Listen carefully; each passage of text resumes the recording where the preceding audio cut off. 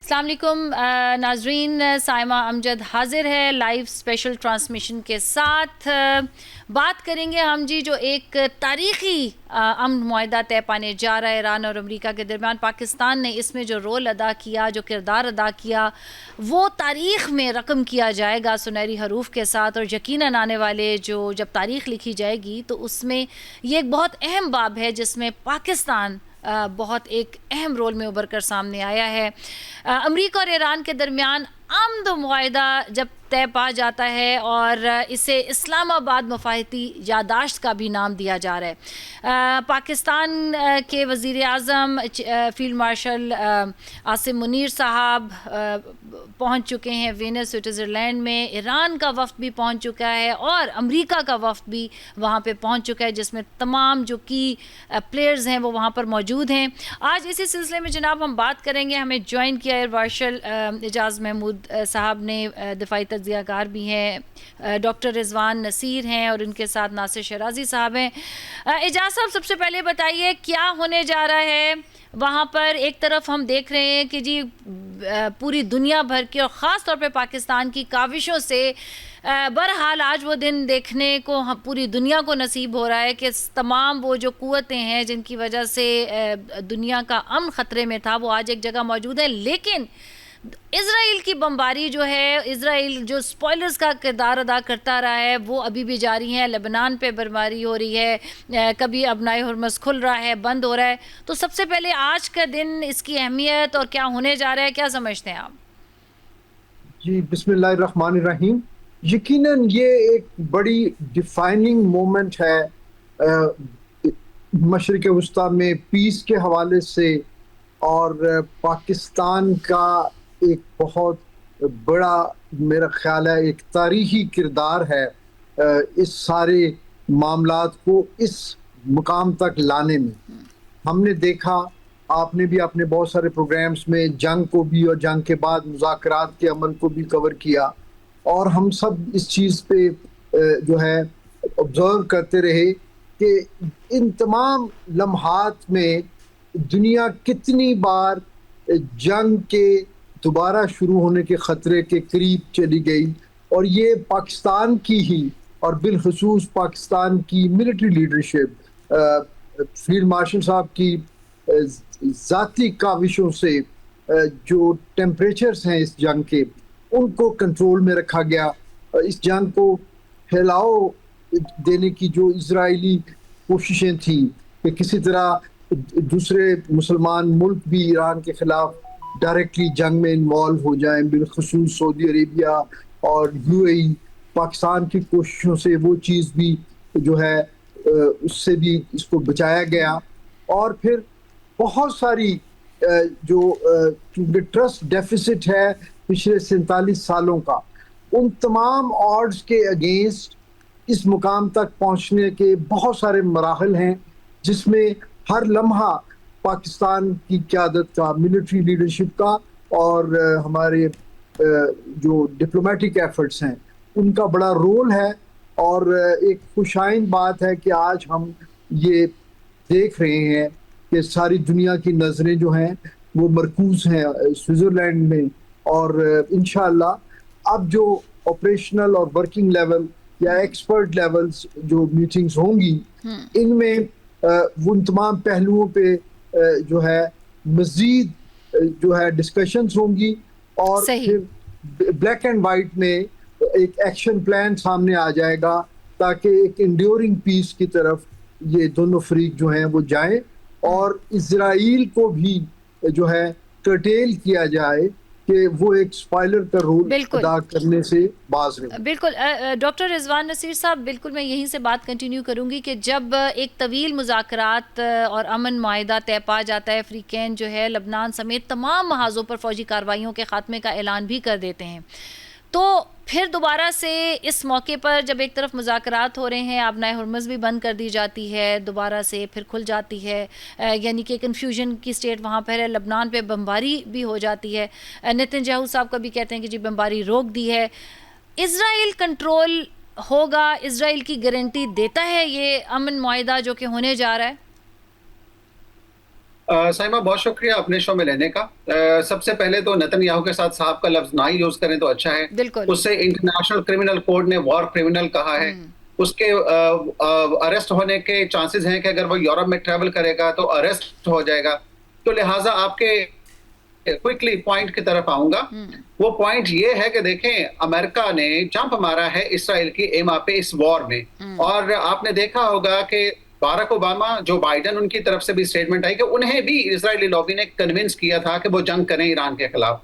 Iran की enrichment उस level पे पहुंच गई, लेकिन बाराक ओबामा ने देखा कि जो चीज डिप्लोमेटिकली हल हो सकती है, JCPOA was a very wonderful success for the American administration. Trump को कहा कि इसमें से निकल जाए, वो निकल गए। एक चीज है, इजराइल इस चीज की इंडेमनिटी लेता है कि we are not a party to the agreement. मैं ये कहता हूं उसके बावजूद there are multiple procedures. United Nations का प्रोसीजर है, अमेरिका का है, यूरोपियन यूनियन का है कि इनको लगाम डालनी पड़ेगी, वरना आपने अपने इंट्रोडक्शन में कहा peace spoiler, very beautiful term for using Israel. They will continue to spoil the peace. मैं ये समझता हूं कि अगर ईरान और अमेरिका की जंग रुकनी है, जिसका फायदा पूरे खित्ते को और पूरी दुनिया को होने जा रहा है, तो मैं ये समझता हूं तमाम दुनिया को मिल करके इजराइल को लगाम डालनी होगी। और इजराइल की इतनी पसली नहीं है कि वो अकेला ईरान के खिलाफ लड़ ले, उसे अभी भी सपोर्ट अमेरिका की चाहिए होगी। उस पे अमेरिका को क्लियर कट फैसला करना पड़ेगा कि इस इसराइल को वो सपोर्ट करते रहेंगे या नहीं। अगर वो आज अनाउंस कर देते हैं वहां पे बैठे स्विट्जरलैंड में कि हम पाबंदियां लगाते हैं जो 2 बिलियन की मिलिट्री एड देते हैं, तो मेरा ख्याल है आज ही हॉस्टिलिटीज खत्म हो जाएंगी लेबनान के अंदर भी। तो लिहाजा मैं समझता हूं जो इस अमेरिका को फैसला करना होगा, इसराइल ने कोई फैसला नहीं करना। अमेरिका की तरफ से आज सख्त किस्म का बयान आ गया तो आज ही जंग लेबनान में भी रुक जाएगी और इंशाल्लाह ये मुआहिदा पाकिस्तान, पूरा रीजन, पूरा जो एक ग्लोब है, European union, Africa, beyond that, सबको फायदा होगा इसका। बिल्कुल। डॉक्टर रिजवान नसीर साहब आपकी तरफ चलते हैं। सॉरी, नासिर शराजी साहब। डॉक्टर रिजवान नसीर ने कहा कि अगर अमेरिका नहीं चाहेगा तो फिर इजराइल कुछ नहीं कर सकता, और ये बात वजह भी है क्योंकि इससे पहले जब एक एपिसोड चला था, इजराइल ने ईरान के ऊपर बमबारी की थी और ईरान ने जवाबी कार्रवाई की थी, तो सालसी अमेरिका की तरफ से हुई थी और अमेरिका ने बार बार जो है इजराइल को किया, लेकिन उसके थोड़े अरसे के बाद हमने देखा कि अमेरिका ने ही ईरान पे हमला कर दिया और ज़ाहिर है मिसकैलकुलेटेड एक हमला था, सारी कैलकुलेशंस गलत हो गई। अब अमेरिका ईरान के दरमियान जो ये मुआहिदा होने जा रहा है, बहुत एक तारीखी मुआहिदा है, क्या इसमें अमेरिका की सिंसेरिटी है? क्या इस मुआहिदे के ऊपर खुशियां मनाई जानी चाहिए? क्या अमेरिका संजीदा है ईरान इजराइल को, नेतन्याहू को लगाम डालने के लिए? क्या वो मज़ीद कोई स्पॉइलर का किरदार अदा ना कर सके? जी शुक्रिया। मैं समझता हूँ बहुत इंपॉर्टेंट है। सबसे पहले अमेरिका की संजीदगी के ऊपर बात करते हैं। मेरे ख्याल है कि हमें इसका इतराफ करना चाहिए कि अमेरिका चूंकि अनफॉर्चुनेटली इस वक्त जो प्रेसिडेंसी है ट्रंप साहब की शक्ल में, तो उन्होंने मल्टीपल टाइम्स ये कहा है कि there is no international law और my personal morality is international law. गोया वो बैनुल-अक़वामी कवानीन को तो बिल्कुल भी एडहेयर नहीं करते, ये एक बात। सेकंड ये है कि ईरान के तजुर्बात हैं कि उन्होंने मल्टीपल टाइम्स, कम से कम 3 मरतबा तो कंसेक्टिव ये हुआ है कि उन्होंने जब वो नेगोशिएशन टेबल के ऊपर बैठे हुए थे तो उन्होंने ईरान के ऊपर अटैक किया है। गोया उन्होंने अपनी क्रेडिबिलिटी जो है एक नेगोशिएशन के प्रोसेस को आगे बढ़ाने की, वो भी खत्म कर दी है। तो अदम एतमाद भी है और ये भी मल्टीपल टाइम्स देखा गया है कि जैसे अगर आप पहले नंबर पर देखें कि पिछली बार जब सबसे पहले पाकिस्तान ने इस पीस डील को ब्रोक किया और एक सीज फायर एग्रीमेंट हुआ था, तो उस सीज फायर एग्रीमेंट में भी सबसे पहले लेबनान को इंक्लूड रखा गया था और प्राइम मिनिस्टर नवाज शरीफ साहब ने उसकी ट्वीट की थी। फिर हम देखते हैं कि उसके बाद जब दोबारा एस्केलेशन हुई तो फिर यही मामला आया। फिर तीसरी बार ईरान ने बाकायदा लेबनान के ऊपर, बैरूत के ऊपर अटैक को रिस्पॉन्ड किया मिलिटरीली, जिसके बाद फिर दोबारा ठहराव आया। और अब तीसरी बार जब एक रिटन MOU हो गया और उस MOU के अंदर वाज़ेह तौर पे जो पहला नुक्ता है वो ये है कि तमाम फ्रंट्स के ऊपर जंग बंदी होगी और जंग बंदी वहां पर नहीं हुई। तो इसमें कोई शक नहीं है कि ईरान तो इसको कंसिडर करता है कि कहीं ना कहीं अमेरिका है। चूंकि जो डॉक्टर रिजवान साहब ने कहा, मैं उससे एग्री करता हूं कि इजराइल अमेरिका के बगैर, यानी अगर मैं बात करूं नेतन्याहू की, तो नेतन्याहू ट्रंप के बगैर सर्वाइव नहीं कर सकता पॉलिटिकल इन पर्सन। और अगर मैं बात करूं एक स्टेट के तौर पर भी, तो स्टेट के तौर पर भी जिस वल्नरेबल सिचुएशन के अंदर इस वक्त इजराइल है, इजराइल को अगर अमेरिका की ऑल आउट सपोर्ट हासिल नहीं होती तो इजराइल नहीं वो कंटिन्यू कर सकता। अगर आप कभी खुद उनके अपने हिस्टोरियंस को पढ़े तो आपको पता चले कि वो ये कह रहे हैं कि हम जो है वो न्यू सेहोनिज्म या न्यू ज़ायोनिज्म जो है वो इस वक्त अपने एंड के ऊपर है और आखिरी सांस से जो है वो ले रहा है। अब ये है कि क्या अमेरिका जो है वो मौजूदा कंडीशंस के अंदर इस सीज फायर को इंश्योर करेगा? मैं इससे एग्री करता हूं। उसकी वजह यह है कि अब बहुत सारा एनवायरनमेंट बदल गया है, सिक्योरिटी एनवायरनमेंट रीजन का बदल गया है। अब ईरान के पास हुर्मुज़ का लेवरेज है, ईरान पूरी ग्लोबल इकोनॉमी की पल्स के ऊपर बैठा है, ईरान ने ग्राउंड रियलिटीज बदल के रख दी हैं, ईरान ने आज भी अपना मिलिट्री डेटर्स जो है वो कंसिस्टेंट शो किया है। आखिरी दिनों में भी ईरान ने कोई भीख नहीं मांगी मुज़ाकरात की, बल्कि चिनोक हेलीकॉप्टर को हिट करके और फिर डायरेक्ट जो है वो इजराइल को हिट करके पूरे तौर पे एस्केलेशन लैडर को भी अपने हाथ पे रखा है। तो अगर इन चीजों को आप कंक्लूड करें तो आप क्या समझते हैं कि ग्लोबल इकोनॉमी तबाही के दहाने पर हो और सिर्फ इजराइल की वजह से ये मामला खराब हो जाए? अमेरिकन रीजनल अलाइज जो हैं वो एक आप ये समझे कि वो लाइफ सेविंग सिस्टम के ऊपर हैं कि अगर उनको अभी दोबारा इकोनॉमी को उनको बूस्ट नहीं मिलता तो वो नहीं सरवाइव कर सकते, और वो भी इस वक्त इसी मसले की तरफ देख रहे हैं। फिर अमेरिकन जो जरा ग्रेटर रीजन के अंदर मसलन जापान है, जो बड़ी इकोनॉमीज हैं, कोरिया है या इंडिया है, उन सब की डिपेंडेंस भी इस रीजन के ऊपर है। तो अमेरिका के ऊपर ग्लोबल प्रेशर है, और ये प्रेशर अगर हम इसको डोमेस्टिक प्रेशर के साथ मिलाकर पढ़ें तो मैं नहीं समझता हूं कि अमेरिका जो है वो अपने ऑल आउट जाएगा और वो इसराइल को मजबूर करेगा, और इसराइल के पास कोई ऑप्शन नहीं है मगर ये कि वो इस सीज फायर एग्रीमेंट, चूंकि ये सीज फायर एग्रीमेंट इसराइल के लिए मुकम्मल तौर पे एक प्रूफ है कि इसराइल हर फ्रंट के ऊपर नाकाम हो गया है। सबसे बड़ा लूजर अगर कोई है तो वो इसराइल है। तो यकीनी तौर पे इस शिकस्त को हजम करना, डाइजेस्ट करना, इट्स नॉट सो सिंपल, लेकिन इसराइल के पास कोई ऑप्शन नहीं है। और ग्राउंड रियलिटी भी ये बताती है, अगर आप लेबनान के आज 24 घंटे के स्टैटिस्टिक देखें कि जिस तरीके से वहां रेजिस्टेंस ने इसराइल को रिस्पॉन्ड किया है हेवीली, मेरा नहीं ख्याल कि ये कंटिन्यू रखना उनके लिए मैनेजेबल या पॉसिबल हो। एजाज महमूद साहब, बिल्कुल इन्होंने कहा कि इसराइल के लिए पॉसिबल तो नहीं है, लेकिन इससे उनकी इंटेंशन बहुत क्लियर हो जाती है कि जब एक तरफ पीस प्रोसेस चल रहा है तो उन्होंने लबनान पे बमबारी जारी रखी है, और जो अंदर से आवाज़ें आती हैं ऐसे लगता है कि उनकी इंटेंशंस में ये कि वो रुकने वाले नहीं हैं, बल्कि उन्होंने कहा है कि इसके बाद इजिप्ट और टर्की का भी नाम लिया जा रहा है। और मतलब उन्होंने कहा है कि जी वो तो अपने जो ग्रेटर इसराइल का एक कॉन्सेप्ट है, जो एक उनका कॉज है, अंदर से उनकी ये आवाज़ें भी उठ रही हैं। तो आपको लगता है कि इसराइल अब कुछ अरसे के लिए काम डाउन होगा और इस अमन मुआहदे की पासदारी करेगा, इसकी रिस्पेक्ट करेगा, जिसके ऊपर सारी दुनिया का कंसेंसस हो चुका है एक तरह से? जी, इस चीज का इम्कान तो है कि वो अमेरिका को रिस्पाइट देने के लिए कुछ अरसे के लिए शायद वो अपने कार्रवाइयां जो हैं उनको खत्म कर दे या उनको मिनिमल माफ इजाज़ साहब, ये हमारी ख्वाहिश सोच बिल्कुल हो सकती है और ऐसा हो भी सकता है, लेकिन आज के दिन भी बमबारी की उन्होंने इसराइल ने लबनान पे। जी, मैं उसी तरफ आ रहा हूँ। देखिए, इसराइल जंग की वजह तो है, इसराइल जंग का इनिशिएटर तो है, लेकिन वो इन मुज़ाकरात का या इन मुज़ाकरात के नतीजे में होने वाले किसी भी फ्रेमवर्क का वो पाबंद नहीं है, सिग्नेटरी ही नहीं है। और ये तो अमेरिका चूंकि इस जंग में फंस गया, तो अमेरिका ने ये मुज़ाकरात की ख्वाहिश की और फिर अमेरिकन कोशिशों से ही ये मुज़ाकरात का अमल आगे बढ़ा। अदरवाइज अगर अमेरिका को इस तरह से जो शिकस्त ना हो रही होती तो अमेरिका भी इतनी फ्लेक्सिबिलिटी ना दिखाता। सही। और जहां तक ये तवक्को रखना कि अमेरिका में कोई भी प्रेसिडेंट या कोई भी हुकूमत हो वो इसराइल को अबैंडन कर देगी, तो मेरा ख्याल है ये बिल्कुल मुमकिनात में से नहीं है। ज़ायनिस्ट लॉबी की बहुत डीप और इंट्रेंच जो है ना इंग्रेस है अमेरिकन डिसीजन मेकिंग में, अमेरिकन डीप स्टेट में, अमेरिकन एस्टेब्लिशमेंट में, तो वो कभी भी इसराइल को अबैंडन नहीं करेंगे। एट बेस्ट हम ये समझ सकते हैं कि ये जो अमन जिसकी हम ख्वाहिश रखते हैं और अब उसकी उम्मीद भी नज़र आ रही है, ये एक स्ट्रेटजिक पॉज होगा इस खित्ते में अमन के लिए, जिसमें ईरान को भी एक अच्छी ब्रीदिंग स्पेस मिल जाएगी कि वो अपने आप को मेन स्ट्रीम में ले आए। और रिकंस्ट्रक्ट करें, अपनी इकोनॉमी को रिवाइव करें, अमेरिका को भी कुछ संभलने का मौका मिलेगा और फिर वो दोबारा किसी और ट्रिगर से ये सही। खिता दोबारा बदअमनी की तरफ जा सकता है, क्योंकि इस मुआहदे में ऐसा तो नहीं हो रहा कि फ़लस्तीन का मसला हल हो गया हो। बिल्कुल।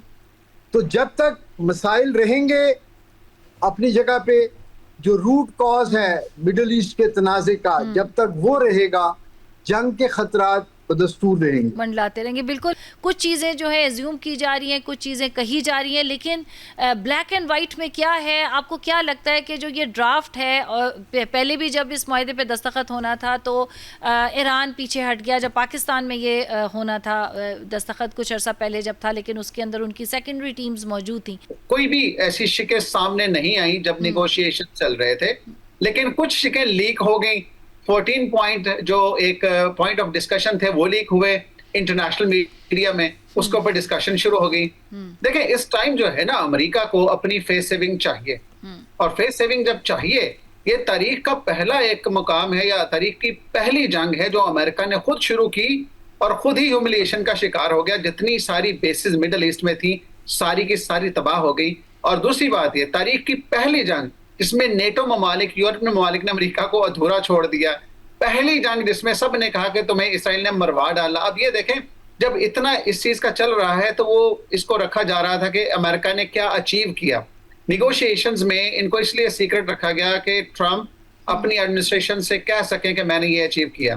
अभी वो ये कहने जा रहे हैं कि देखें, मैंने न्यूक्लियर के ऊपर निगोशिएशन शुरू कर दिए जो कि आज साइन होगा, और अगले 60 दिन तक वो निगोशिएशंस होते रहेंगे या उसके दरमियान किसी ना किसी बात पे पहुंचेंगे। लेकिन ईरान के लिए सबसे बड़ी अहम चीज ये है, मैं समझता हूं, कि ईरान अमेरिका को अपनी शरायत पे लेके आया। ईरान ने पहले भी न्यूक्लियर के ऊपर देखिए सरेंडर किया हुआ था, एक किस्म का JCPOA वाज के ओपन फैसिलिटीज फॉर IAEA। अभी जब ईरान का वफद स्विट्जरलैंड में पहुंचा है ना, तो वहां पे IAEA के जो राफेल ग्रोसी हैं, उन्होंने मुलाकात की है मिनिस्ट्री ऑफ फॉरेन अफेयर्स के जो मेंबर्स हैं वहां पे स्विट्जरलैंड के, कि क्या मामला हैं। साइड लाइन्स पे जो बातें चल रही होती, क्या ईरान इस पे सरेंडर करेगा दोबारा। तो मैं ये समझता हूँ इस टाइम ट्रम्प एडमिनिस्ट्रेशन डेस्परेट है कि डील हो जाए ताकि वो दुनिया को दिखा सके।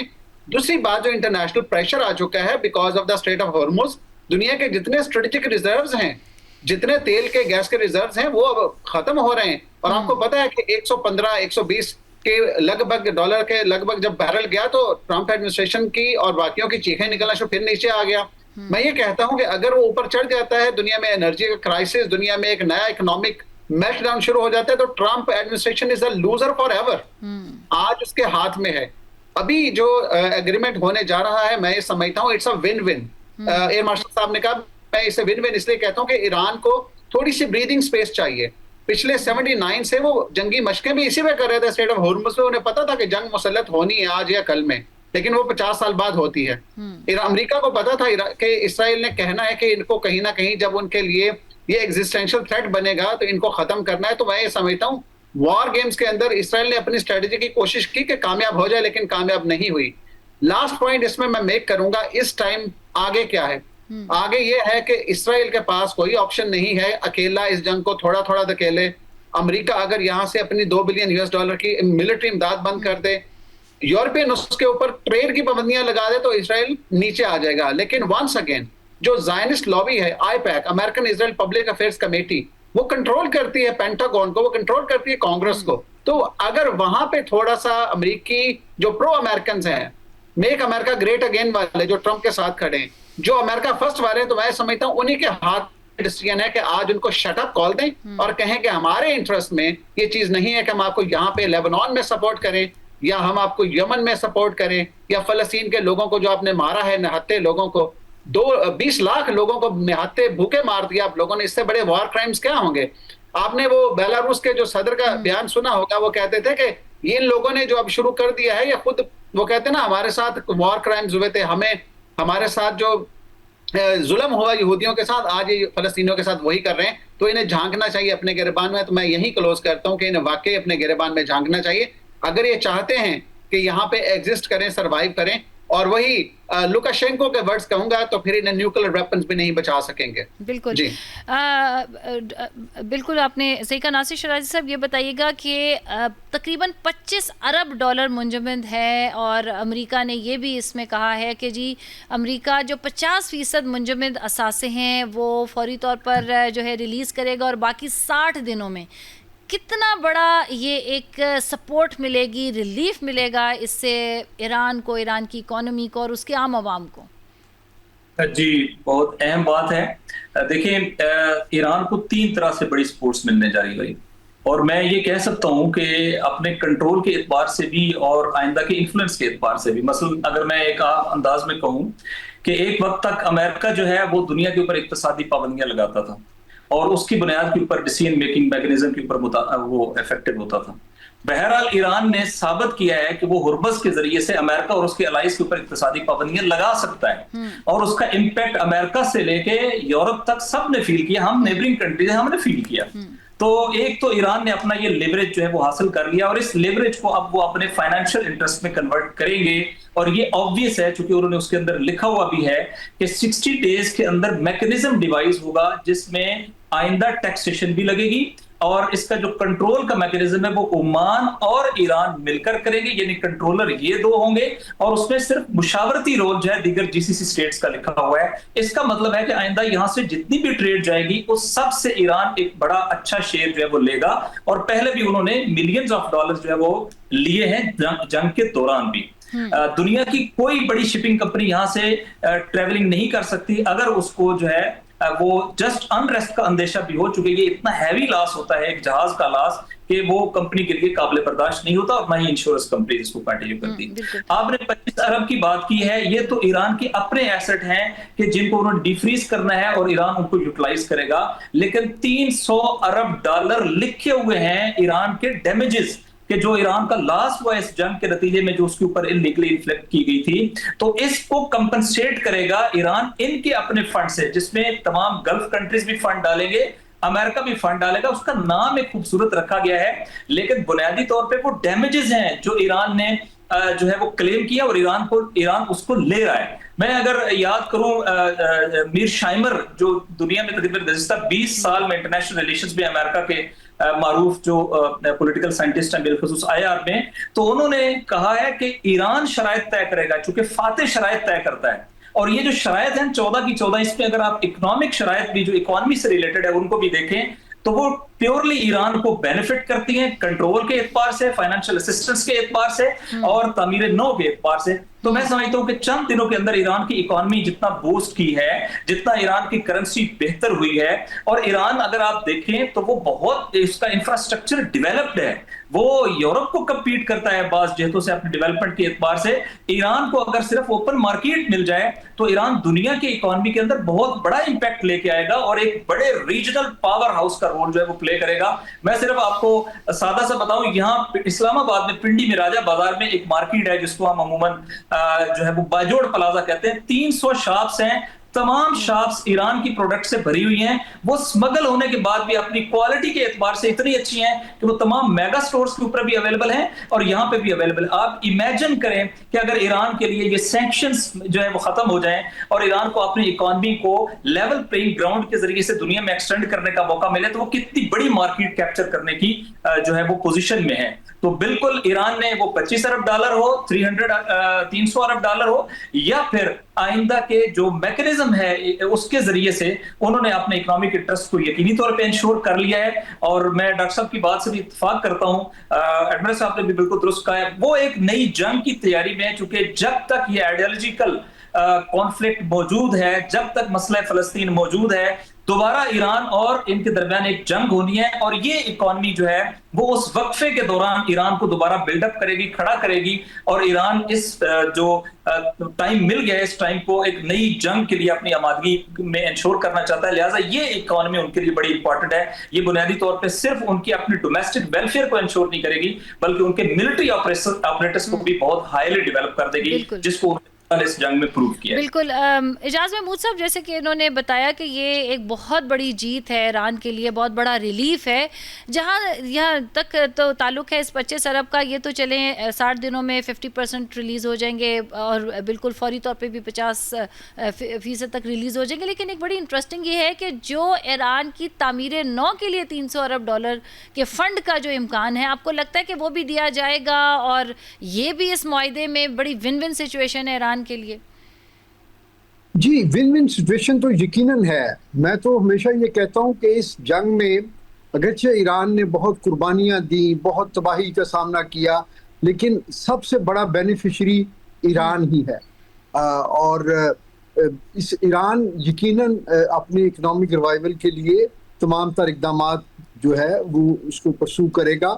और ये फंड मेरा ख्याल है कि ये मैनेज होगा, जैसे कि अभी बात हो रही थी, ये रीजनल कंट्रीज से ही ये जो है उन्हीं को स्क्वीज किया जाएगा कि वो इन कैश या इन काइंड, यानी वो कुछ प्रोजेक्ट्स जो हैं रीहैब के, वो आपस में वो जो है बांट लेंगे और वो फिर ईरान में उन प्रोजेक्ट्स को टेकअप करेंगे। तो इसके काफ़ी अच्छे चांसेस हैं कि ये किसी ना किसी हद तक, बल्कि काफ़ी मुनासिब हद तक मेरा ख्याल है ये जो है ये पहलू भी इकोनॉमिक रिवाइवल का ये ईरान के लिए फेवरेबल है और ये काफ़ी हद तक चांस है कि ये हो जाएगा। सही। अच्छा, रिजवान नसीर साहब, अक़वाम मुत्तहिदा के सेक्रेटरी जनरल एंटोनियो गुटेरेश ने भी ये कहा कि ये जो तनाज़ा है इसका पुरअमन हल जो है ये एक अहम कदम है और उसमें उन्होंने पाकिस्तान, कतर, मिस्र, सऊदी अरब और तुर्की का शुक्रिया भी अदा किया। इसी तरह अगर हम तुर्क सदर की बात करें तो दुनिया के जितने ममालिक हैं वो बहुत इसके ऊपर अच्छी राय दे रहे हैं। यह उन्होंने यही कहा कि ये बहुत ख़ित्ते में अमन और सुकून के लिए अहमियत का के लिए बहुत अहम है। लेकिन जब हमने भारत की तरफ से जो बयानात देखे तो इस पूरे अमन प्रोसेस में, पीस प्रोसेस में वो शायद पाकिस्तान का नाम लेना भूल गए। तो आपको लगता है कि जो हमारा हमसाया ममालिक है, हम स्पॉइलर इजराइल को तो कह रहे हैं, लेकिन अगर हम बात करें भारत की तो उसका किरदार आप कैसा देखते हैं? जी देखिए साइमा, जब से मुज़ाकरात शुरू हुए तब से भारत और इसराइल के स्टमक कहते हैं ना, पेट में इंतहाई शदीद दर्द शुरू हो गया कि ये पाकिस्तान में क्यों हो रहे हैं। और एक अमेरिका जैसी ताकत जिसे दुनिया में आज भी अनचैलेंज सुपरमेसी उसकी है, अमेरिका की उसे कहते हैं, ठीक है ना, वो पाकिस्तान में आकर उनके वाइस प्रेसिडेंट आके पाकिस्तान में मुज़ाकरात करें तो वो पेट का दर्द तो फिर वो जेन्युइन था। फिर उन्होंने ये कोशिश शुरू कर दी कि किसी ना किसी तरह से ऐसा हो कि अगर ये मुआहिदे की तरफ जाए तो मुआहिदा पाकिस्तान में ना हो, कोई इसका सेहरा पाकिस्तान के साथ ना आ जाए। ये तो वो जेन्युइन जेलसी है, सॉरी, जो ऑपरेशन सिंदूर 2.0 के बाद आई है कि अब उनके पास कुछ है नहीं दिखाने को अपनी आवाम को, ताकि वो जो पॉपुलैरिटी पाकिस्तान को डिप्लोमेटिक सेंटर स्टेज में मिली है वो कैसे छीनी जा सके। खैर, उसमें यहूदी लॉबी और इंडियन लॉबी कामयाब हुई आज वो मुज़ाकरा, लेकिन आज भी पाकिस्तान की क़यादत, मिलिट्री और पॉलिटिकल क़यादत वहां पे मौजूद है। और आई एम श्योर कि दोनों पार्टीज टू कॉन्फ्लिक्ट, ईरान और यूएस, उसको एक्नॉलेज करेंगे। यूनाइटेड नेशन के जो सेक्रेटरी जनरल है एंटोनियो गुटेरेस, मैं ये समझता हूँ जो किरदार वो अदा कर सकते थे उनका किरदार पाकिस्तान ने, टर्किया ने, कतर ने या दीगर जो रीजनल कंट्रीज है इन्होंने मिलकर अदा किया है। और उसमें मैं ये समझता हूँ इस टाइम वक्त था यूनाइटेड नेशंस के पास कि वही जो 1945 के बाद बनने के बाद कहा गया कि ये अभी तक कुछ नहीं किया, बहुत बड़ा क्वेश्चन मार्क है इसके ऊपर कि इसने क्या किया। आज की जंगें जो हुई हैं, मैंने फिर कहा गजा में जो जुल्म हुआ उसके ऊपर बहुत बड़ा क्वेश्चन मार्क था। तो लिहाजा मैं समझता अगर ये होते तो ये पाकिस्तान, टर्किया, कतर और दीगर सऊदी अरेबिया, दीगर ममालिक जो अमन चाह रहे थे खित्ते में, उनको सपोर्ट करते, ओपनली सपोर्ट करते। मैं ये समझता हूँ इन डेयरिंग कंट्रीज को बिल्कुल दाद मिलनी चाहिए, लेकिन यूनाइटेड नेशंस के जो लीडरशिप होती है वो अनबायस्ड होती है, हमेशा एपॉलिटिकल होती है। उन्हें ये चाहिए था कि जो जुल्म हुए उनको बिल्कुल पॉइंट आउट तो करते। यूनाइटेड नेशंस को होश के नाखून लेने चाहिए जो ये यूनाइटेड नेशंस, वरना कोई और चीज आपने देखा होगा कि कुछ लोग कह रहे थे कि जो बोर्ड ऑफ पीस है वो अल्टरनेटिव यूनाइटेड नेशंस है, क्योंकि यूनाइटेड नेशन तो कुछ कर नहीं रही। तो मैं ये समझता हूँ यूनाइटेड नेशन की जो लीडरशिप है वो सिर्फ पाकिस्तान, टर्किया, और जो कतर है, सऊदी अरेबिया है, जो खित्ते में अमन बहाल करा चुके हैं, उन्होंने अपना लोहा मनवा लिया है, इनको सपोर्ट करें इस खित्ते में, और बल्कि पूरी दुनिया में जो दीगर मामला चल रहे हैं जिसमें क्लाइमेट चेंज है, हंगर है, पॉवर्टी है, उसके ऊपर भी ध्यान दें। और जंग का अव्वलीन तरजीह तो है कि जंग कहीं भी हो उसको फौरन इंटरवीन करके, कितनी यूनाइटेड नेशंस की रेजोल्यूशन आई है सिक्योरिटी काउंसिल की कि इसराइल ने जो किया इसके ऊपर पाबंदियां लगाने की प्रपोज ही कर देते। तो anyways once again I reiterate कि एंटोनियो गुतेरेस जो कर सकते थे वो उन्होंने नहीं किया, लेकिन ये अच्छा किया कि पाकिस्तान का रोल एक्नॉलेज कर लिया। बिल्कुल बिल्कुल। अच्छा नासिर शिराजी साहब, इस सारे अगर हम इस कैनवस में, ब्रॉडर कैनवस में देखें तो जो एक विक्टिम है जिसको बहुत नुकसान उठाना पड़ा है, चाहे वो इकनॉमिक हो या अदरवाइज़ हो, वो यूएई भी है। तो जो खलीजी ममालिक हैं, ख़ास तौर पे यूएई का जो अब आगे आप किरदार देख रहे हैं, क्योंकि उनको तो अभी ऐसा कोई कंपनसेशन नहीं मिली इस सारे प्रोसेस में, पीस प्रोसेस के बाद किस तरह से देख रहे हैं, क्योंकि इन्वेस्टमेंट्स वहाँ से चली गई है, बहुत रिसेशन और एक इकोनॉमिक चैलेंजिंग दौर से गुजर रहे हैं, तो जो उसका नुकसान है वो अपना ये जो मुकदमा है किसके सामने रखेगा, और वो इस सारे पीस प्रोसेस को कैसे देख रहा है और क्या इसमें फ्यूचर में किरदार भी अदा करेगा? साइमा, खुदकुशी करने वाला खुद ही जिम्मेदार होता है, उसके लिए कोई और जिम्मेदार नहीं होता, और वो किसी से कंपनसेशन भी नहीं कह सकता।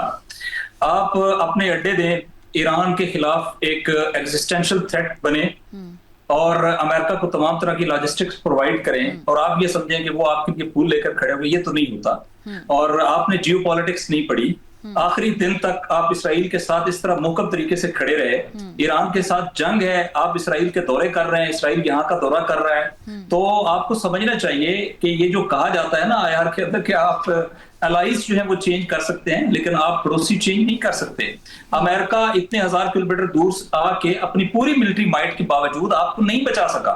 वो तमाम अमेरिकन अड्डे, ये तो मैं बीबीसी की रिपोर्ट कोट कर रहा हूं, बीबीसी ने कहा कि सेकंड वर्ल्ड वॉर के बाद अमेरिका को जो सबसे बड़ी डिवास्टेशन का सामना करना पड़ा है वो ये करना पड़ा है। उसने 28 अड्डों का हवाला दिया जिनमें से मेजॉरिटी जो है या तो मुकम्मल तौर पे तबाह हो गए हैं या वो इतने डैमेज हो गए हैं कि वो फौरी तौर पे रिपेयर नहीं हो सकते। उनमें सबसे ज्यादा जो स्ट्रेटेजिक अड्डे थे वो अनफॉर्चुनेटली उनमें से एक मरकज जो है, एक नहीं यानी कई अड्डे थे, तो इन अड्डों का एक बड़ा मरकज जो है वो अमेरिका का, वो भी यूएई में था, और इजराइल का पूरा ऑपरेटर्स, क्योंकि इजराइल जहां जाता है पॉलिटिकली या डिप्लोमेटिक, तो इजराइल अपने सिक्योरिटी और इंटेलिजेंस ऑपरेटर्स के साथ जाता है, तो पूरा ऑपरेटर्स यहां पर एग्जिस्ट करता था और उनकी बड़ी बड़ी कंपनीज यहां एग्जिस्ट करती थी।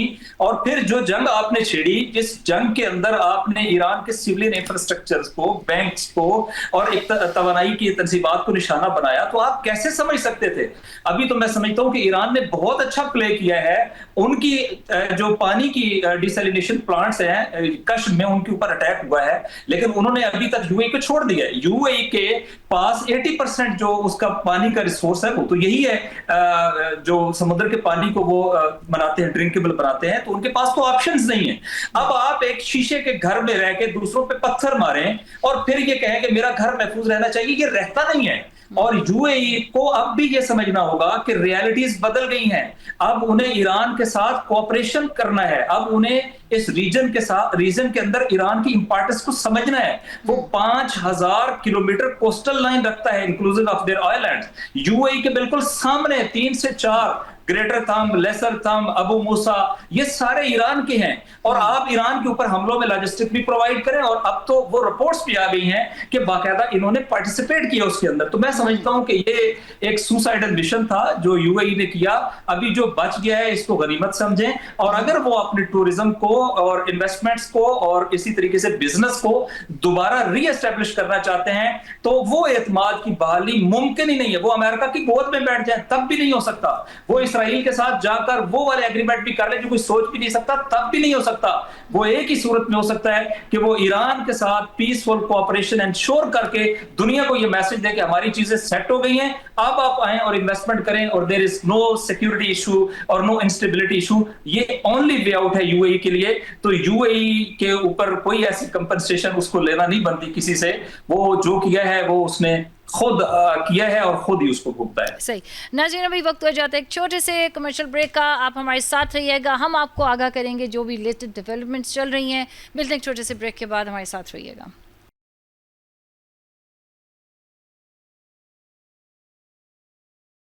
वेलकम बैक नाजरीन, लाइव ट्रांसमिशन में एक बार फिर आपको खुश आमदीद। हमारे साथ मौजूद हैं अशरफ शरीफ साहब, एजाज़ महमूद मलिक साहब भी, एस वाइस मार्शल एजाज़ महमूद साहब भी हमारे साथ मौजूद हैं। बहुत बहुत शुक्रिया दोनों साहिबान का। अशरफ मलिक साहब, बताइएगा, पूरी दुनिया की नज़रें लगी हैं स्विट्ज़रलैंड में होने वाले अमन मुआहदे पे, लेकिन मुआहदे का सबसे मुश्किल हिस्सा जो है उसके ऊपर कि ईरान का जौहरी प्रोग्राम जो है कितने दिनों के मुज़ाकरात के लिए छोड़ा गया। जी बहुत शुक्रिया साइमा।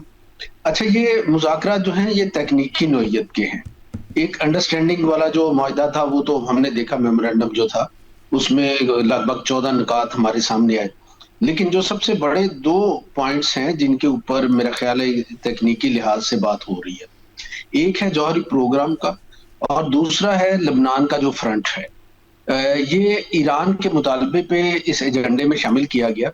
ज़ाहिर इसराइल जो है वो बार बार खिलाफ वर्जी कर रहा है और लिबनान के इलाकों में बमबारी भी कर रहा है, वहां पे हलाकतें भी हो रही हैं लोगों की। तो ईरान का ये मौकफ पहले दिन से रहा है कि तमाम फ्रंट जो हैं, इन तमाम महाज जितने भी हैं, वो सब पे जंग बंदी होगी, उसे शामिल किया जाएगा। अब इसमें जाहिर है कि ये शामिल किया जाएगा कि अगर इसराइल वहां पे अपनी यही सरगर्मियां जारी रखता है इश्तियाल अंगेज, तो फिर उसको कैसे अंगेज किया जाएगा, कौन रोकेगा उसे, और रोकने का तरीका कार क्या है, क्या अक़वाम मुत्तहिदा के प्लेटफॉर्म से ये किया जाएगा या जो गजा पीस बोर्ड है क्या उसको किसी और तरीके से थोड़ा सा तब्दील करके उसका रोल यहाँ पे कुछ बढ़ाया जाएगा, या फिर अमेरिका जो है वो अकेला ही इसराइल की जिम्मेदारियां उठाएगा। ये इस पे तकनीकी लिहाज से बात होगी। जहां तक जौहरी प्रोग्राम की बात है, तो जौहरी प्रोग्राम में ये बात तो क्लियर है कि ईरान के पास कोई एटमी हथियार नहीं है। अमेरिका ने और इसराइल ने कोशिश की है कि इस जंग में ईरान को बार बार नुकसान पहुंचाया जाए, इश्तियाल दिलाया जाए और इस हद तक उसे इश्तियाल दिलाया जाए कि अगर उसके पास कहीं जौहरी हथियार हैं तो वो उसकी धमकी दे या कोई बाहर लेके आए। लेकिन ईरान ने बड़े तहम्मुल के साथ इस सूरत हाल को सारी को हैंडल किया। जो अफज़ूदा यूरेनियम है, असल मामला है उसका कि उस यूरेनियम का क्या किया जाए। क्या वो यूरेनियम जो है ईरान अपने पास ही रखेगा और उसको पीसफुल जो मीन्स हैं, तरीके उसके लिए इस्तेमाल करेगा। पीसफुल जो तरीके हैं या जराए हैं उनके लिए मतलब है कि मेडिकल के लिए इस्तेमाल हो सकता है, एनर्जी के लिए इस्तेमाल हो सकता है और एग्रीकल्चर के लिए वो इस्तेमाल हो सकता है। इस तरह से उसे कंज्यूम किया जाए, ये एक हो सकता है। दूसरा ये है कि किसी तीसरे मुल्क को ये दे दिया जाए और इस हवाले से भी बातचीत हो रही है कि क्या चांसेस हो सकते हैं। ईरान का अब तक का मौकफ यही है कि वो अफज़ूदा यूरेनियम जो है वो नहीं देगा, लेकिन बहरहाल बहुत सी चीजें ऐसी हैं जो हमारे सामने ऐसे पॉइंट आए कि जिन पे हतमी तौर पे हम बात नहीं कर सकते, क्योंकि इसका एजेंडे के बहुत से ऐसे हिस्से हैं जो अभी तक ओपन नहीं किए गए, और जब तक वो चीजें सामने नहीं आएंगी तो हतमी तौर पे तो हम उस पर तजिया नहीं कर सकते, बात नहीं कर सकते। लेकिन अब तक की सूरत हाल में जो चीजें बार बार तनाज़े का बाइस बनती रही हैं, जिन पे बार बार कंसर्न शो होते रहे हैं और जो बार बार बदअमनी और या इस खिते के अंदर मजीद तनाज़ात का बाइस रहे हैं, उन इश्यूज को सामने रखते हुए हम अपना ये तजिया दे रहे हैं कि एटमी जो फुजला है और जो यूरेनियम है, इसके हवाले से मेरा ख्याल है कि किसी न किसी नतीजे पे पहुंच जाएंगे। और अगर ये ना पहुंचते तो यहाँ पे तकनीकी जो मुज़ाकरात हो रहे इसमें ये शामिल ना होते, तो कोई अंडरस्टैंडिंग इब्तदाई सतह की जो है मेरा ख्याल वो पैदा हो चुकी है।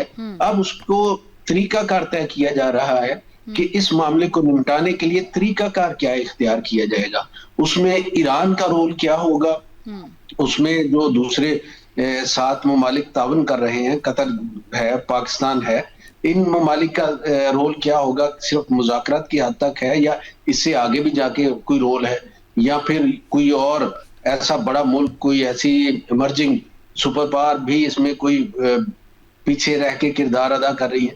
तो ये सारी चीजें हैं, तो मैं इसे देखता हूँ कि एक हेल्दी वे में हो रहा है और पाकिस्तान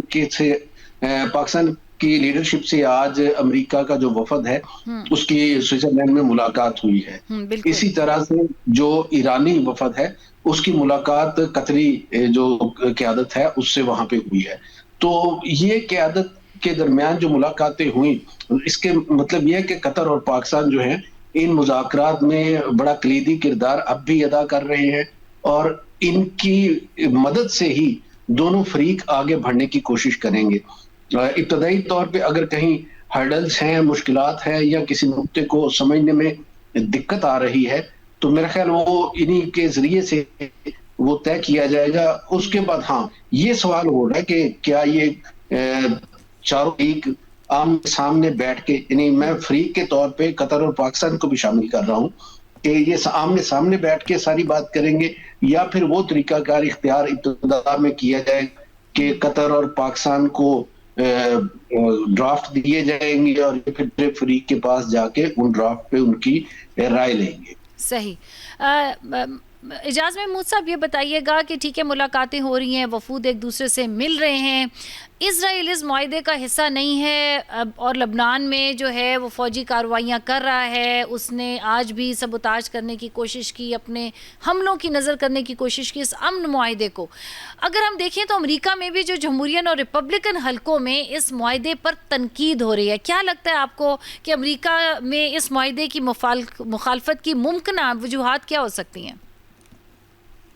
देखिए, ये जंग शुरू तो इजराइल ने की और फिर उसके ईमा पर अमेरिका उस जंग में कूद पड़ा और फिर अल्टीमेटली अमेरिका और ईरान ही की जंग रह गई और फिर उसको रोकने के लिए मुज़ाकरात का अमल हुआ और अब हम एक MOU के बाद वर्किंग लेवल डॉक्यूमेंट्स की तैयारी की स्टेज पे हैं।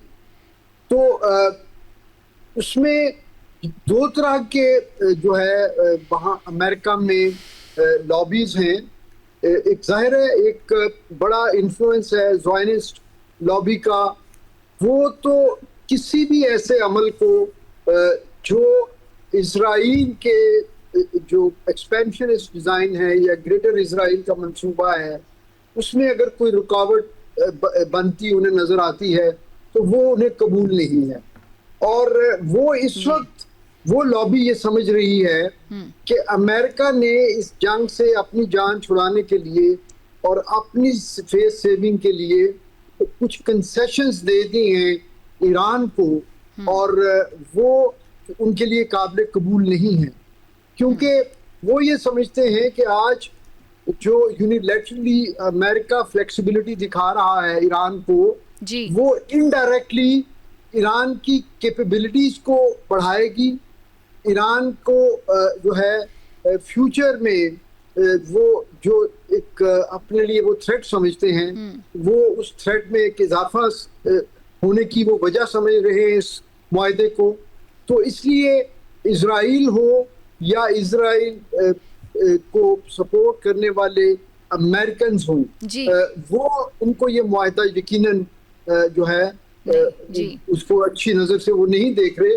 लेकिन मेरा ख्याल है कि अब हम इस स्टेज से आगे गुजर चुके हैं जहां पर अमेरिका और ईरान ने ये तय कर लिया कि इन इरिटेंट्स के बावजूद, इन स्पॉयलर्स के बावजूद हम आगे बढ़ेंगे। इसलिए आप ये देखिए कि ईरान ने इवन जो लेबनान में टोटल जो फ्लॉलेस सीज फायर का मुतालबा भी उन्होंने उस पर भी काफ़ी लचक दिखाई है, क्योंकि वो इससे बड़े मकासद हासिल करना चाहते हैं। तो वो बाज़ औक़ात आपको अपने कुछ जो इंटरेस्ट होते हैं उनको टेम्परेरीली फोरगो करना पड़ता है for the greater interest of your national cause. तो मेरा ख्याल है ईरान ने बड़ी समझदारी का सबूत दिया है और ये मुआहदा और इसके बाकी जो स्टेजेस हैं वो आगे बढ़ती रहेंगी बावजूद इन इरिटेंट्स और स्पॉयलर्स के। सही, बहुत बहुत शुक्रिया आपका air vice marshal retired Ejaz Mahmood Malik sahab, आपने हमें ज्वाइन किया, वक्त निकाला, बहुत बहुत शुक्रिया। अभी हमें ज्वाइन किया तसद्दुक गिलानी साहब ने और डॉक्टर अकीला आसिफ हैं, IR एक्सपर्ट हैं, उनके साथ ही हमारे साथ मौजूद हैं अशरफ शरीफ साहब भी। तसद्दुक साहब, ये बताइएगा कि अमेरिका में कुछ हलकों में, यही सवाल मैं आप तक भी लेके चलूँगी, इस मुआहदे की मुखालफत भी है, चाहे वो रिपब्लिकन हलके हैं, कुछ वहाँ के जो डेमोक्रेटिक जमहूरिया हलके हैं उनमें भी इस मुआहदे की मुखालफ, क्या वजह है, ये क्या रीजंस हैं कि कुछ हलके इसकी मुखालफत कर रहे हैं जबकि आलमी और बरादरी में इसको बहुत सराहा जा रहा है? जी बहुत शुक्रिया साइमा। बेसिकली आप समझते हैं कि दुनिया में ना बहुत सारी लॉबीज काम करती हैं, खास तौर पे यूएस एक ऐसी जगह है जहां पे तो लोग पेड लॉबीज रखते हैं और उस हवाले से अपने अपने जो उनके स्टैंसेस हैं, अपना अपना जो उनका मौक़िफ़ है, जहां पे उनको यूएस की सपोर्ट चाहिए डेफिनेटली वहां पे वो सेनेटर्स को भी, बाकी एजेंसीज को भी ऑन बोर्ड करते हैं और डेफिनेटली वो एक लॉबिंग करते हैं उस हवाले से। तो मुझे लगता ये है कि इजरायली लॉबी वहां पे बहुत स्ट्रांग है और डेफिनेटली उनके पास पैसे भी बहुत हैं। तो बहुत सारे ऐसे लॉबिस्ट हैं, ऐसे सेनेटर्स हैं, ऐसे एहलकार हैं जो कि इस मुआहदे को इजराइल के पर्सपेक्टिव से देखते हैं। और मैं हमेशा कहता हूं कि यूएस ईरान जंग का या इस वॉर का कोई अगर बेनिफिशरी हो सकता है जिसको ये वॉर खत्म होती हुई उसको अपने मफाद में नजर नहीं आती, तो वो इजराइल है। तो डेफिनेटली ये इस तरह की आवाजें तो आएंगी, लेकिन एक पॉइंट बड़ा इंपॉर्टेंट है, वो ये है कि यूएस की जो इंटेलिजेंशिया है या यूएस के जो इस वक्त एडमिनिस्ट्रेशन है वो बड़ी बेहतर तरीके से ये समझती है कि इस वॉर का यूएस को फायदा होने के बजाय उल्टा नुकसान हुआ। और जो एक होता है ना खौफ किसी चीज का, वो एक परसेप्शन, एक खौफ जो यूएस का पूरी दुनिया में एक धाक बैठी हुई थी, वो बड़ी हद तक एक्सपोज हो गई कि ईरान ने इतना टफ टाइम दिया और उस वजह से जो एक ऑरा बना हुआ था यूनाइटेड स्टेट्स का दुनिया के ऊपर, वो बड़ी हद तक खत्म हो गया। तो मेरा ख्याल है कि इसको एक गलती भी समझा जाता है बहुत सारे हलकों में कि ईरान के खिलाफ इस तरह की वॉर स्टार्ट ही नहीं करनी चाहिए थी, क्योंकि ये विदाउट प्रिपरेशंस की गई, बहुत जल्दी में की गई और इसकी लॉबिंग शायद बहुत अरसे से हो रही थी। लेकिन यूएस के जो अहम इदारे हैं या उनके जो डिसीजन मेकर्स हैं वो शायद इस तरफ कन्विंस नहीं हो पाए, सिवाय हमारे प्रेसिडेंट ट्रंप के।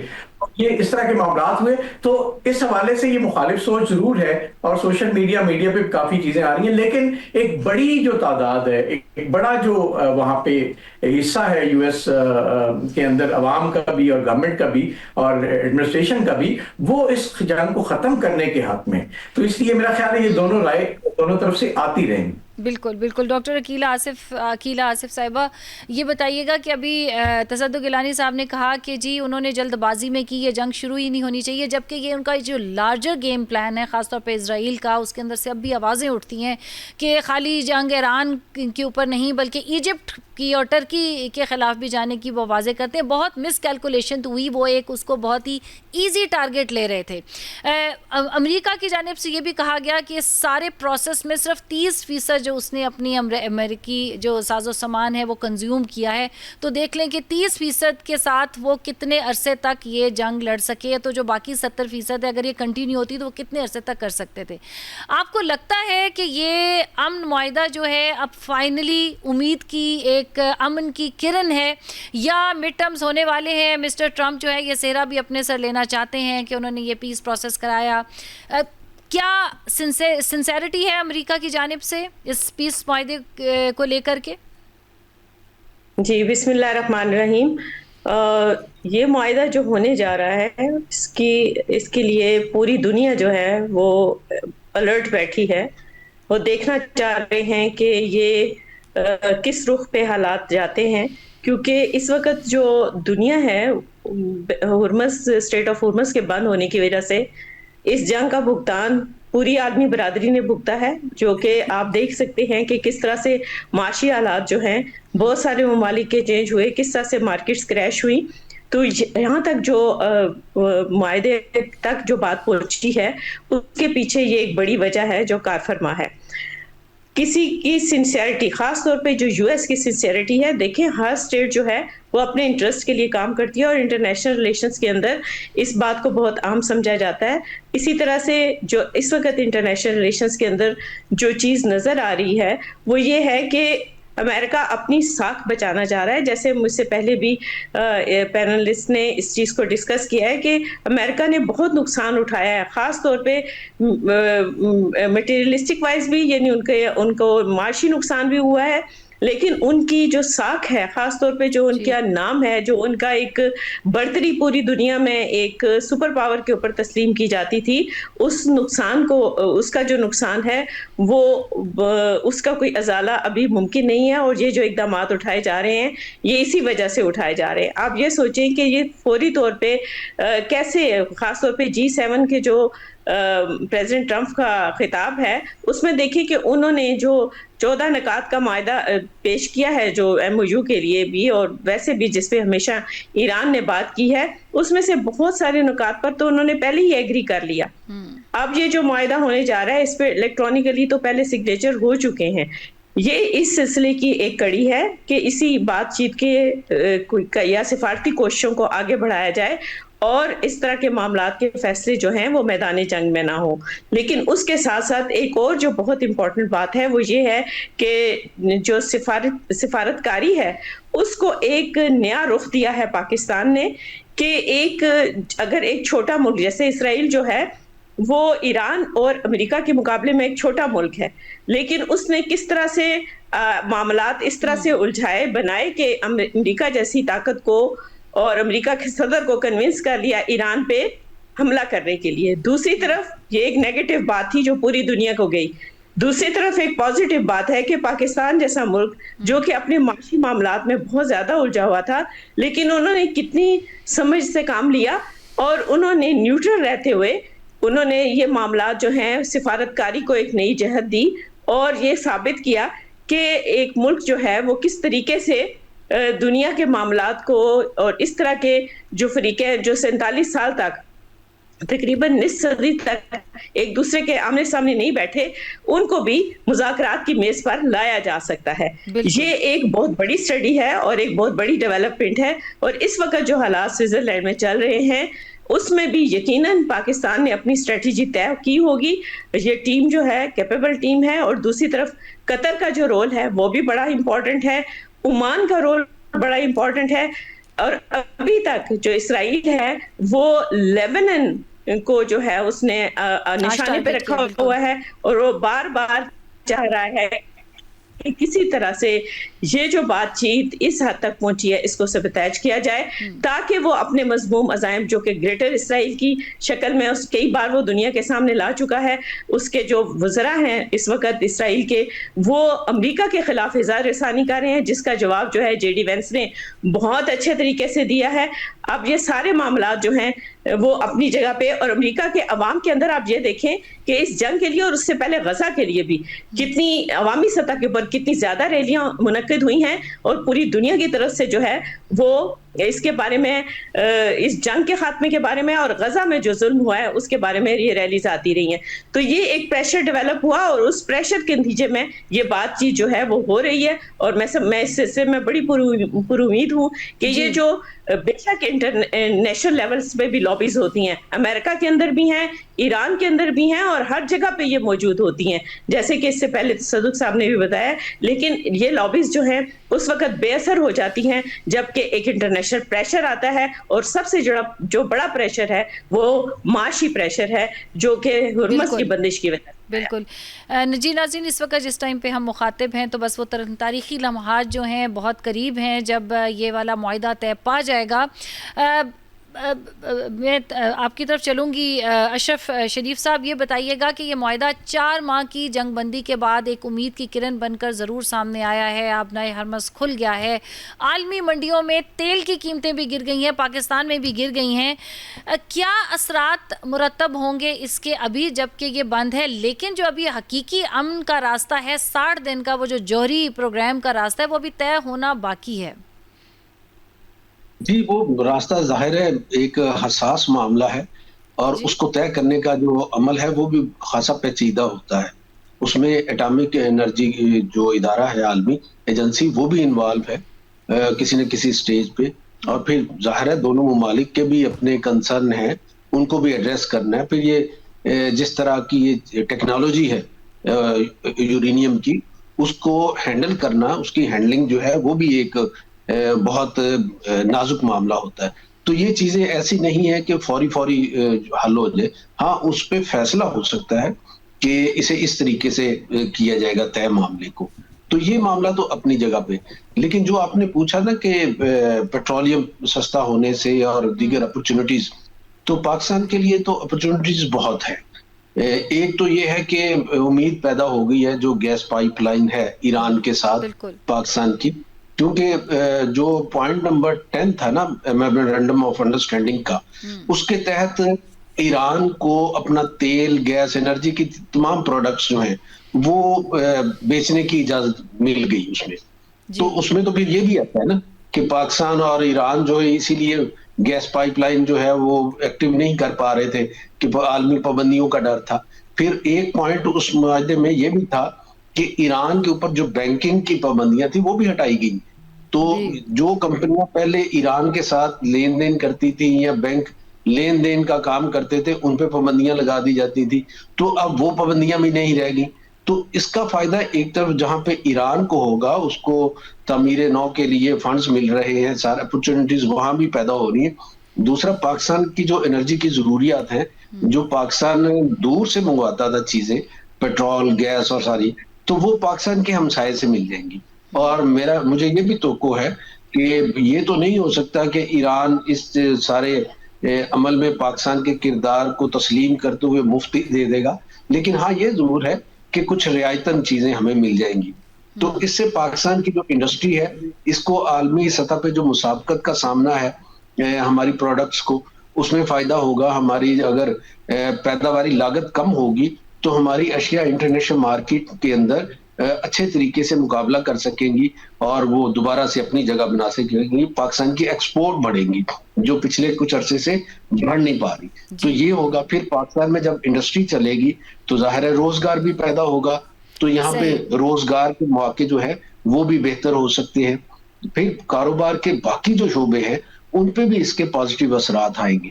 तो मैं ये समझता हूँ कि ये एक अपॉर्चुनिटी जंगबंदी के मुआहदे के बाद पाकिस्तान के लिए पैदा हुई है, और पाकिस्तान को अगर इससे फायदा उठाना है, ये भी एक बात है, तो बड़ी सुबक रफ्तारी के साथ ये सारा कुछ करना पड़ेगा।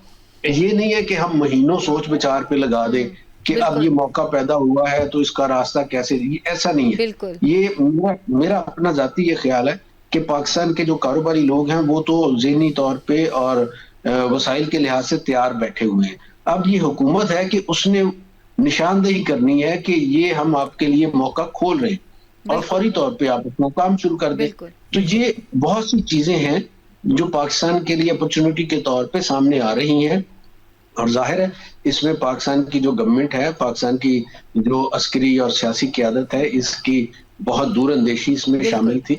वरना हमारे हमसाये में जो बैठा मुल्क है वो तो ये सोचता है, उसके वजीर आज़म तो ये कहते हैं कि हम दुनिया के उन मुल्कों से राब्ते कर रहे हैं जो एडवांस कर रहे हैं, जो तरक्की कर रहे हैं, और वो समझते हैं कि ईरान तरक्की नहीं कर रहा। हालांकि ये समझने वाली बात होती है कि दुनिया में तरक्की की एक जो जहत होती है वो स्ट्रेटेजिक आपकी पोजीशन भी होती है। तो अगर कोई मुल्क स्ट्रेटेजिकली अहम हो जाए किसी भी तरीके से, अपनी सफारतकारी के जरिए से, अपने दिफा के जरिए से या अपने कारोबार के जरिए से, तो वो मुल्क दुनिया के फैसलों में जहां पे अहम हो जाता है वहां उसके लिए बहुत से मौके भी निकलते हैं, और उन मौके को इस्तेमाल करके वो मुल्क तरक्की की मुख्तलिफ जहतों को छू सकता है। तो पाकिस्तान के लिए सारी सूरत हाल बड़ी मस्बत है। जिस तरह से डॉक्टर अकीला ने भी इस पे बात की है, मैं समझता हूँ कि हम पूरी उम्मीद है कि पाकिस्तान का जो रोल है इसको दुनिया में तस्लीम किया जा रहा है जिस तरह से।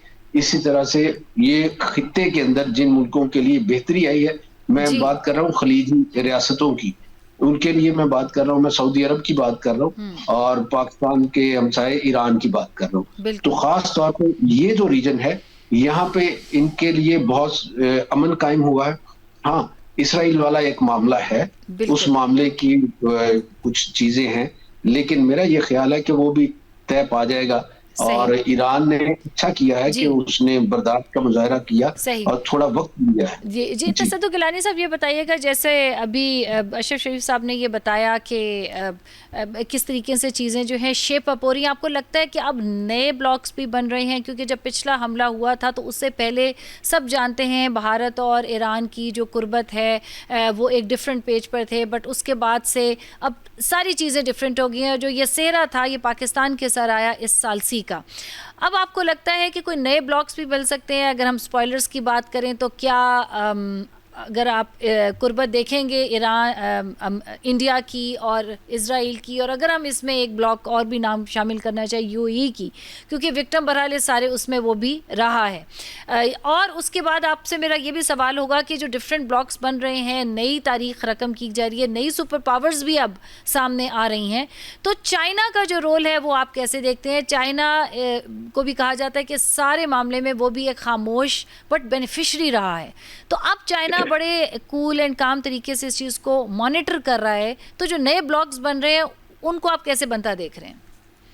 जी, आपने बड़ा इंपॉर्टेंट सवाल पूछा है। बेसिकली ये जो जंग है ना, इसने बड़ा आसान कर दिया एक यूनिपोलर वर्ल्ड को ट्रांसलेट या ट्रांजिशन करने में टू द मल्टीपोलर वर्ल्ड, और उसमें एक से ज्यादा ताकतें होंगी। मैं अभी ये समझता हूँ कि जैसे ईरान एक छोटा मुल्क होने के बावजूद अमेरिका की दुनिया की सबसे बड़ी ताकत, टेक्नोलॉजी जॉइंट और ये सारी चीजें के बावजूद ईरान ने उनको बहुत हद तक नुकसान भी दिया। उनको अगर आप देखें तो उनको उनके जितने राडार सिस्टम्स थे, उनके जो एयर एंड आइस थे, उनको डिस्ट्रॉय किया।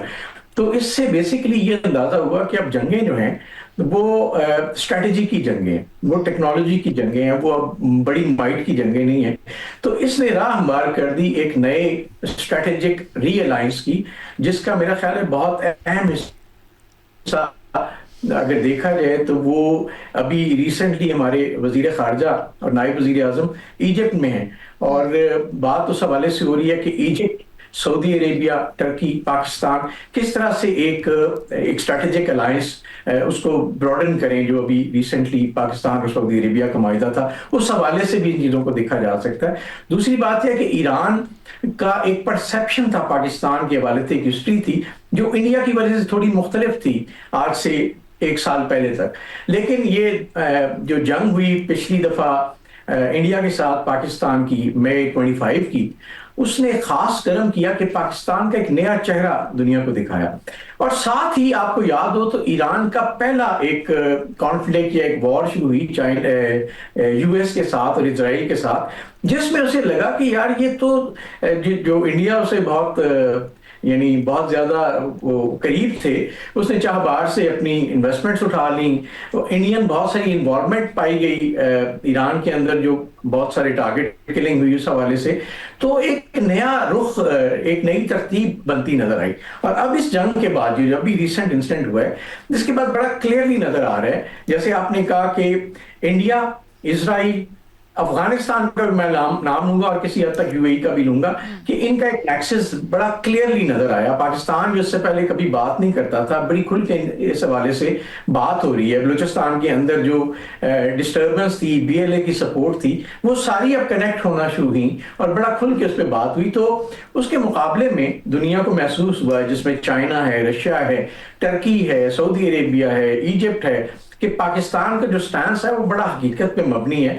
और पाकिस्तान का वो चेहरा जो दुनिया को दिखाया जा रहा था आज से चंद साल पहले, बेसिकली वो डिसइंफॉर्मेशन और मिस इन्फॉर्मेशन का हिस्सा था इंडिया की तरफ से और उसकी इंडियन लॉबी की तरफ से। तो अब वो जो धुंध है वो क्लियर होना शुरू हुई है। तो अब आगे जाते हुए आप ये देखिएगा कि पाकिस्तान के पास ना सिर्फ ये कि अपनी जियोग्राफी की वजह से जो अपॉर्चुनिटीज हैं, ब्लू इकोनॉमी के अंदर जो उसके एक स्कोप है, आप देखिएगा कि इतने सारे लैंड ऑफ कंट्रीज हैं चाइना समेत, जिनको ये शॉर्टेस्ट रूट मिलता है सेंट्रल एशियन स्टेट्स के समेत टुवर्ड्स द एंटायर वर्ल्ड, कि वो अपनी एक्सपोर्ट्स को एक शॉर्ट रास्ते से लेके जा सके।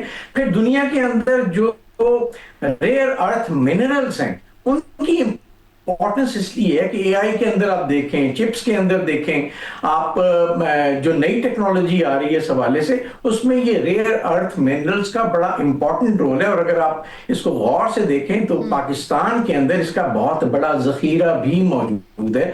तो ये भी पाकिस्तान की इंपॉर्टेंस बड़ी सिग्निफिकेंटली दुनिया के सामने एक्सपोज करता है। फिर आप ये देखिएगा कि जैसे हमने कहा कि ये जो जिन ब्लॉक्स का मैंने नाम लिया, ये वाकई अब इस हिसाब से इनको एक्सपोजर भी मिलेगा। और फिर एक बात यकीनन ज़हन में रखिएगा कि पाकिस्तान का रोल जो है, फाइनल बात करता है चलो, वो एक सिंपल, एक जियोग्राफिकली इंपॉर्टेंट कंट्री से बढ़ के एक ब्रिज का रोल, जिसे आप कहते हैं डिप्लोमेटिक टर्म्स में, वो एक इंटरनेशनल ब्रिज का रोल बन गया है। और ये मेरा ख्याल है इसी हिसाब से अगर हम चलते रहे तो हमें ये रखना है ज़हन में कि इन सारी इंपॉर्टेंस को हमने अपने कमर्शियल और फाइनेंशियल बेनिफिट्स के अंदर भी कन्वर्ट करना है, जिसके लिए हमारे अपने प्रोसेस को स्ट्रीमलाइन करना और इन अपॉर्चुनिटीज के लिए दुनिया के साथ लाइन करना बहुत जरूरी है। तो there are lots of opportunities for Pakistan इंशाल्लाह। डॉक्टर कीला, कुछ क्लोजिंग रिमार्क्स देना चाहेंगी? जो नायब सदर हैं अमरीकी जेडी वेंस, वो पहुंच चुके हैं कॉन्फ्रेंस हॉल में। फील्ड मार्शल आसिम मुनीर साहब ने और शहबाज शरीफ साहब ने उनका इस्तकबाल भी कर लिया। तो वो तारीखी लम्हात से अब हम बहुत दूर नहीं हैं, प्रोग्राम ने क्लोजिंग की तरफ भी चल रहे हैं। आप क्या कहना चाहेंगे इस मौके पे? जी बिल्कुल, ये तारीखी लम्हात हैं और यकीनन इसमें जो पाकिस्तान का किरदार है वो बहुत ही मुस्बत है। और इस वक्त पूरी दुनिया जो है वो पाकिस्तान के इस तारीखी किरदार को सराह रही है। इसमें कोई शक की बात नहीं है। इसमें हमें अपनी पॉलिटिकल एफिलिएशंस जो यहाँ पे हैं नेशनल लेवल पे, उससे ऊपर होकर सोचना है कि ये हमारे मुल्क के लिए एक बहुत ही इज़्ज़त की बात है। और हम इस इज़्ज़त को जो है वो समझते हैं कि अल्लाह ताला की बहुत बड़ी नेमत है कि अल्लाह ताला ने पाकिस्तान को इज़्ज़त से नवाजा। और ये उम्मीद भी है कि ये उम्मीद भी बन चली है कि अब हम ने जिस तरह से पाकिस्तान का जो सॉफ्ट इमेज है वो पूरी दुनिया को दे दिया, तो इंशाल्लाह माशी सूरत हाल भी बेहतर होगी और आम आदमी की जिंदगी पर भी जल्द ही उसके असरात मुरतब होंगे और पाकिस्तान के सुनहरे दिन वो जल्द ही शुरू हो जाएंगे इंशाल्लाह। जी डॉक्टर कीला, आपका बहुत शुक्रिया। शेख साहब हमारे साथ मौजूद थे, तसद्दुक़ गिलानी साहब। नाज़रीन, इसके साथ ही अब उन तारीखी लम्हात से हम बहुत दूर नहीं हैं। साइमा सुखेरा को इजाज़त दीजिए, अभी वक्त हो जाता है एक छोटे से कमर्शियल ब्रेक का। मिलते हैं एक छोटे से ब्रेक के बाद।